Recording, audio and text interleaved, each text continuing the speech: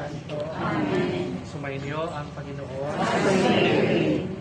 Maghari nawa ang kapayapaan sa lugar na ito at sa lahat na papasok sa lugar na ito ng pananalangin natin.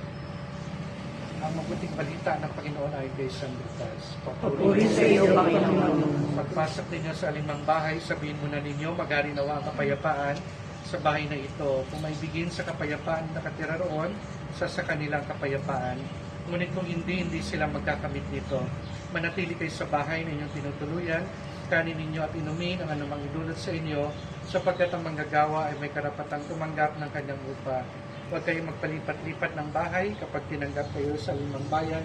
Kanin ninyo ang anuman iyain sa inyo, pagalingin ang mga may sakit doon at sabihin sa bayan na lalapit na ang pag-aari ng Diyos. Mga kapatid, ang mabuting balita ng Panginoon.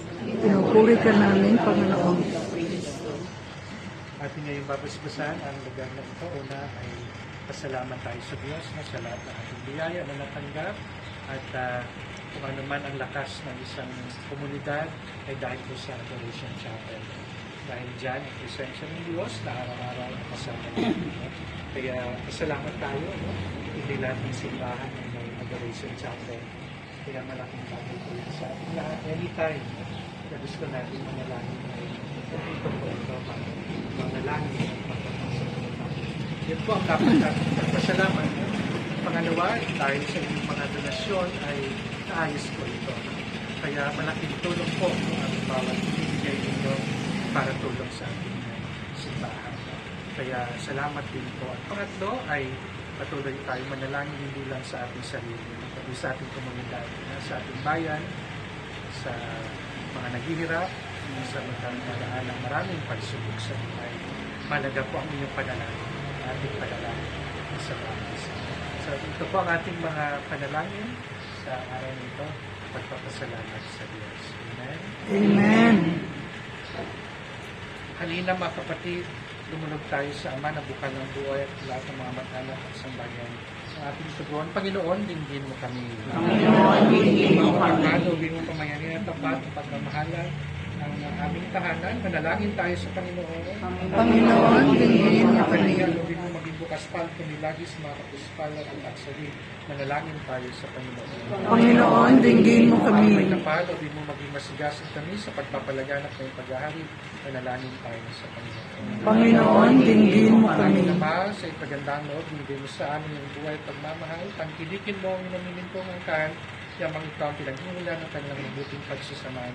Iloob namin ito sa pamagitan ng sa Kristo kasama ng Espiritu Santo, magpasawalang hanggan. Amen. Paspasan mo.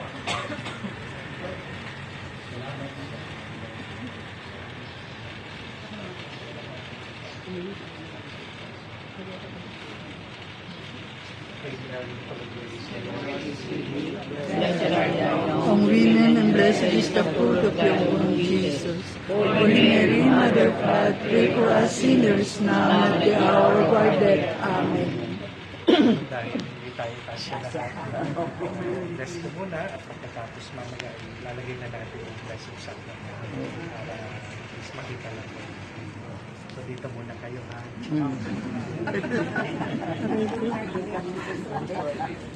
Pwede ba akong pumasok para ituloy kay video? Videohan mo lang pala.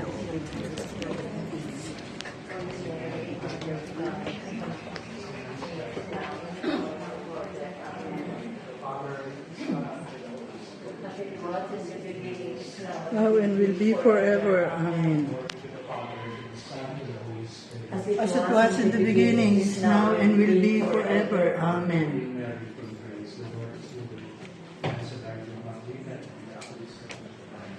Holy Mary, Mother of God, pray for us sinners now and at the hour of our death. Amen. Hail Mary, full of grace, the Lord is with you. Blessed are you among women, and blessed is the fruit of thy womb, Jesus. Holy Mary, Mother of God, pray for us sinners now and at the hour of our death. Amen.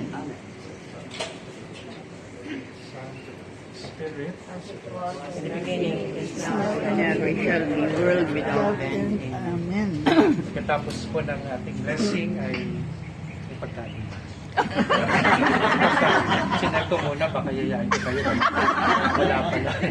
So, we will have a little breakfast doon sa ating formation center. The Tamis ng Blessing. Again, congratulations. Thank you po, Congratulations to Father. Yay!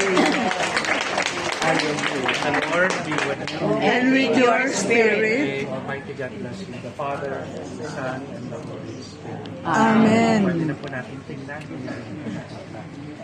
Thanks. Thanks be to God. Punta na tayo doon.